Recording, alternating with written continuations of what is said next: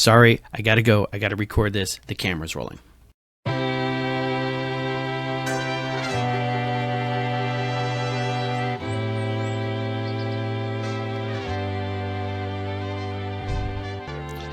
It tasks me.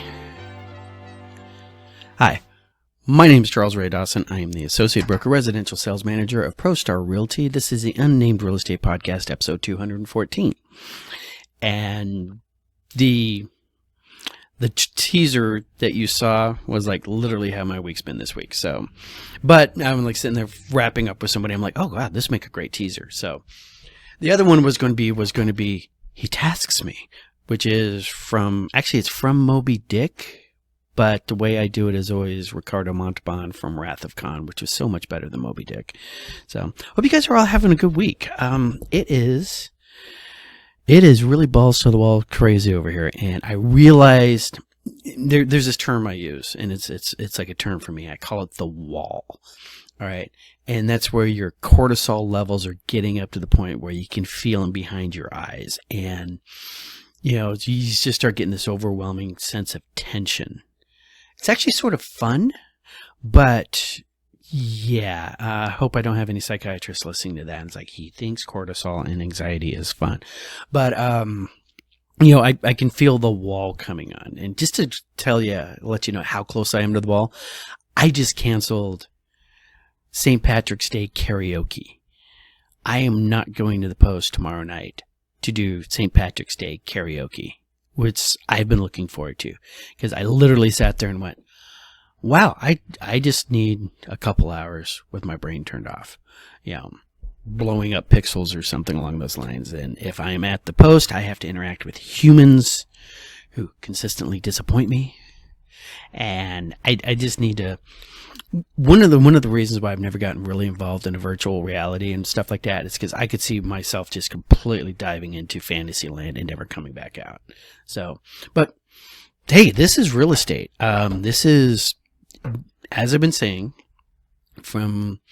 we were going to blow up this spring, and we have officially blown up, and a lot of things are happening. I got multiple closings going on. I'm dealing with multiple buyers, multiple sellers. I literally had a lady call me up out of the blue.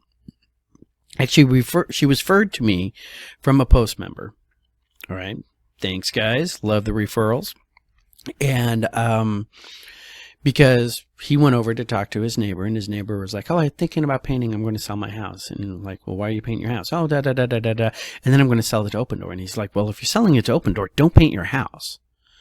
In fact, and then he tells her about his mother's experience with Open Door, which was not optimal. And then he hit, well, I know a guy. All right. This guy. And why don't you give him a call? And then he calls me up and says, hey, I just talked to my neighbor about you. She'll be giving you a call. This is her name. Great. About an hour and a half later, I get a text from his neighbor. So I call her up. We chit-chat, this and that and the other thing. And it's like, well, I'm thinking about moving out of state, and I want to go do this and da-da-da-da-da-da-da. But, I just want to go, see how hard selling my house is. I'm like, hey, no problem. So I schedule her for today at 4 o'clock. Hopefully, just because I don't have any other window open. So, hey, not coming home for dinner. Got to go to, preview a house. And 2 hours later, I get a call from her. Hi, it's me again. My agent in this other state is going to be giving you a call. We want to write an offer, and we need to write it contingent to the sale of my place. And he has some questions for you. I'm like, okay. Little rushed, but have him give me a call. This guy calls me up 15 minutes later, and like, we're suddenly talking, and I had to go, dude, just so you know, full disclosure, the first time I talked to her was about 2.5 hours ago. He's like, whoa, really? I'm like, yeah. And she told me she wasn't even ready to listen until May. All right. And this is way before May. This is what we call March, not even April. Okay. And now you're telling me that she's running out to get a house under contract. So I'm running out there. Now, what this means to me, and just so you guys know what happens on the back end, is for me to come out and just look at your house, it's about an hour of homework, because you're going to ask me questions. All right. And you're going to expect me to magically know the numbers. It's like, what did the house down the street sell for? It's like, we're not living in Mayberry. All right. We live in Phoenix, freaking Arizona. All right. So, and it's a big, Maricopa County is bigger than most New England states. All right. Seriously. So if I just work Maricopa, that's like working all of Connecticut. So, because Connecticut is small and sucks.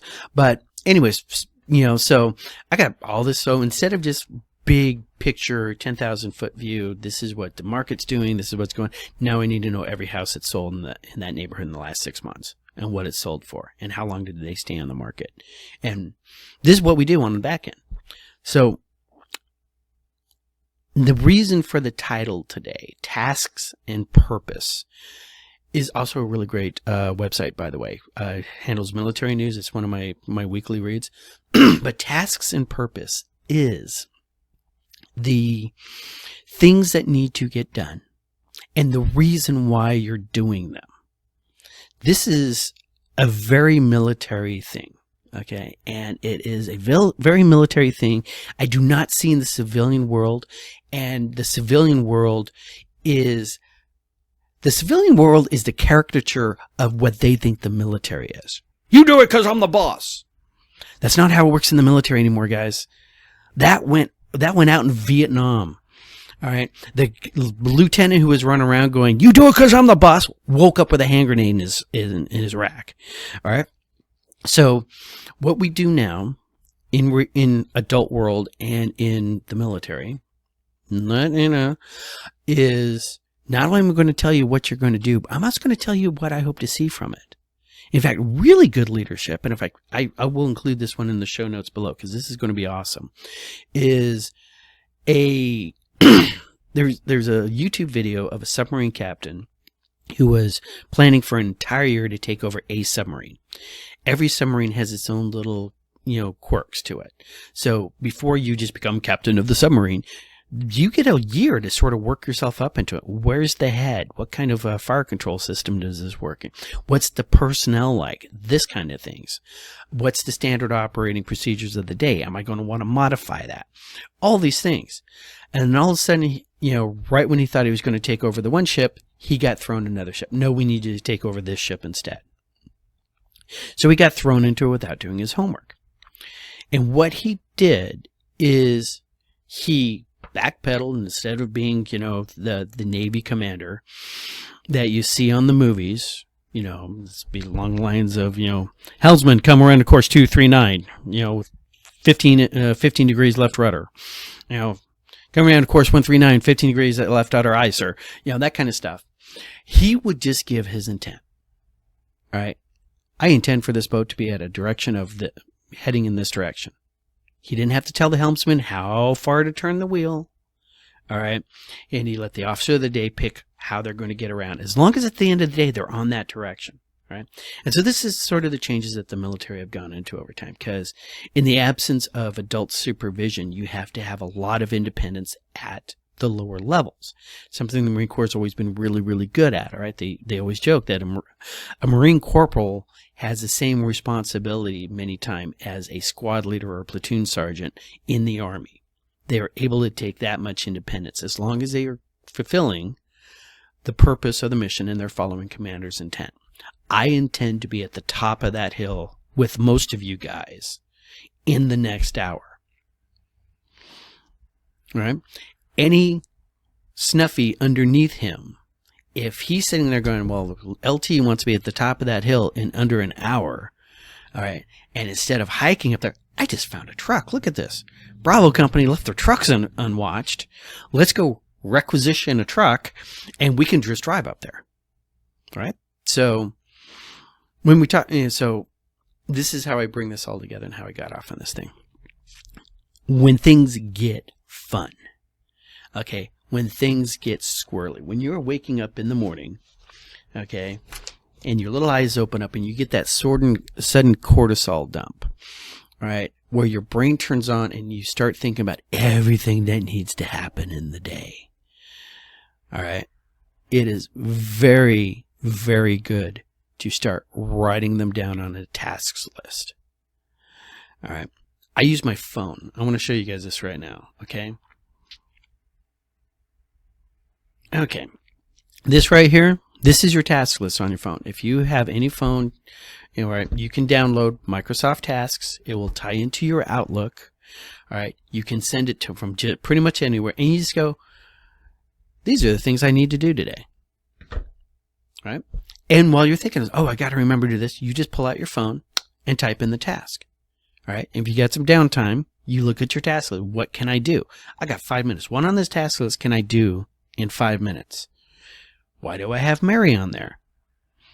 That was done. So I just click it. Now she just went away. All right. And it saves it later on down at the bottom. But this ability to sit there and itemize what you need to do and when you need to do it and what the time frames are, all right, are really important, especially on the real estate side. Like I said, I got a lot of different people going on. I got, hopefully each one of my clients are feeling like they're my only transaction. And I say that just because if they know there are other people out there, yet they're still trying to get all of my attention, well, now they're just sort of being greedy, aren't they?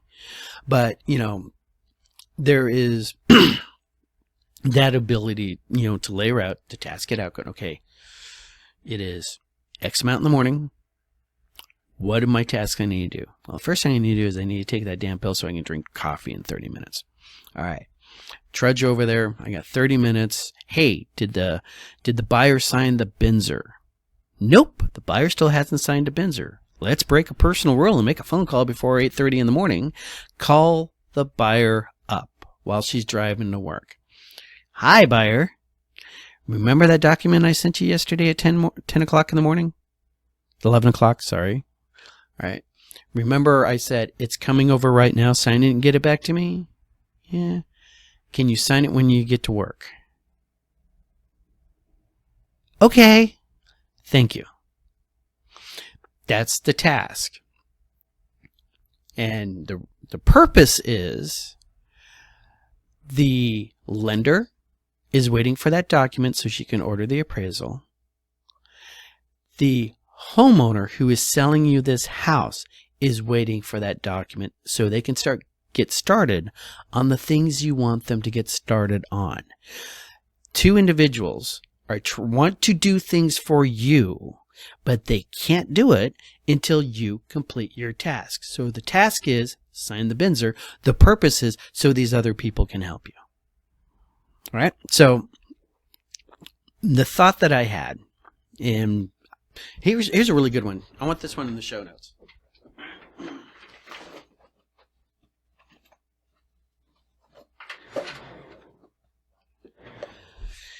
Anybody in the military, anybody who works for the federal government recognizes one of these little green books. All right, these are done by the Federal Supply Service. You can order them on Amazon, and I can't remember what the name of this number is. There's a very specific number, but everything in the federal government has this unique number. All right, this particular one is a 530-00222-3521. These things have been called logbooks.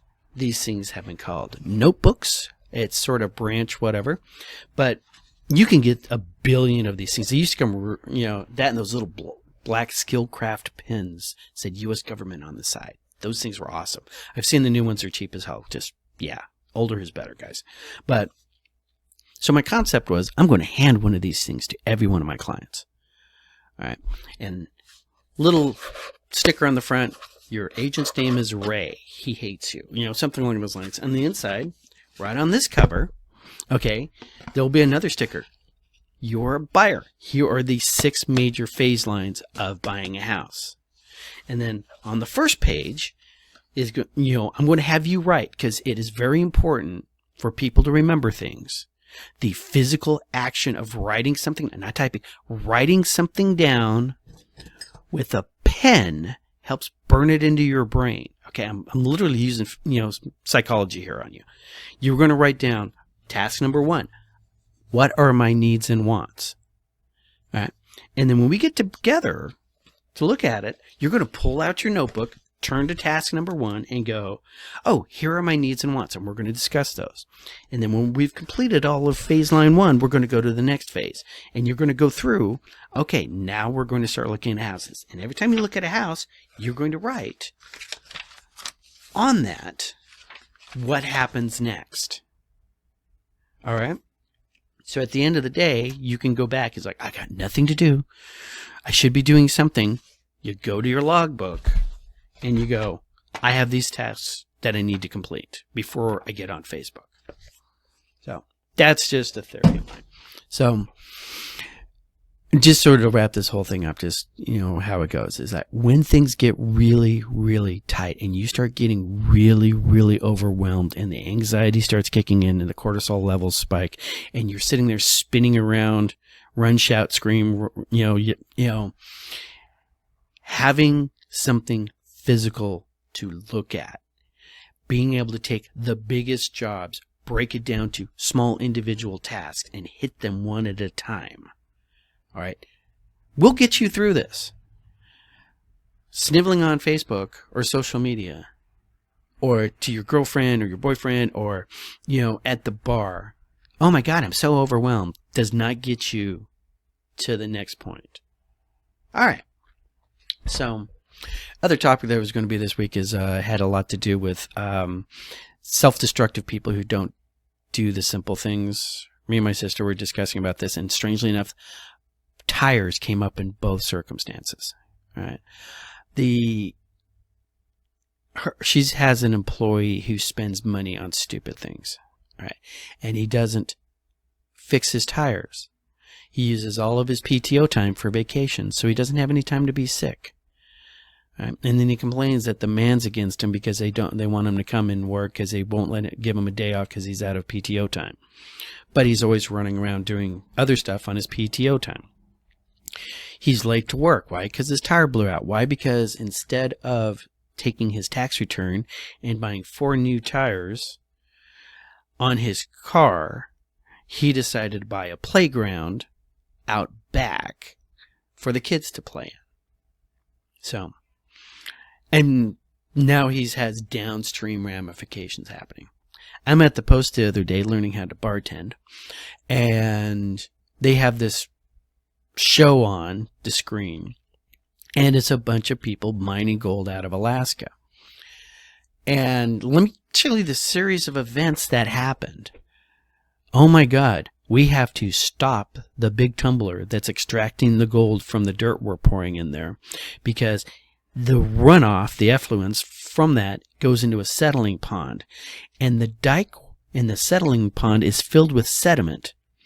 So the intake or the outflow for the settlement pond is now clogged up with sediment, and they can't process the water properly. And if that goes into the river and kills the fish, the environmentalists are going to shut us down.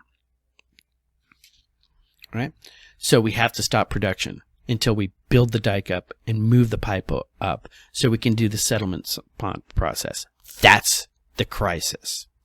Let's back up and figure out where this crisis happened. All right? How could we avoid this ever happening again in the first place?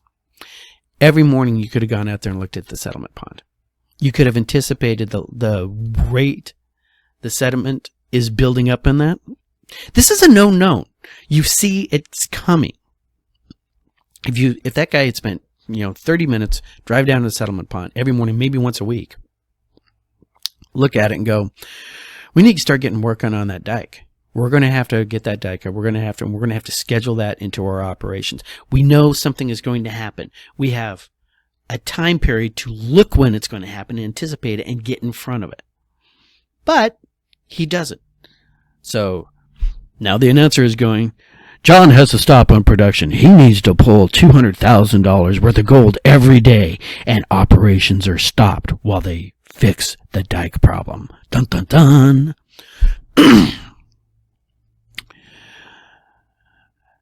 While they're fixing the dike, their dump truck, okay, really cool side loader. It's one of those long semi-looking trucks that dump off to the side, that they're carrying dirt over and dumping it on the dike to raise it, right? Slides into a ditch. They're interviewing Joe Bob, the trucker, I don't know. I just lost. It started sliding to the right on me in the mud. Next thing you know, I was upside down in the ditch. Never could have seen this coming.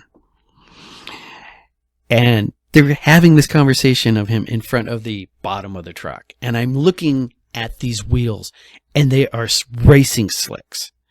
Every one of those tires had no tread left on them. Let's back it out.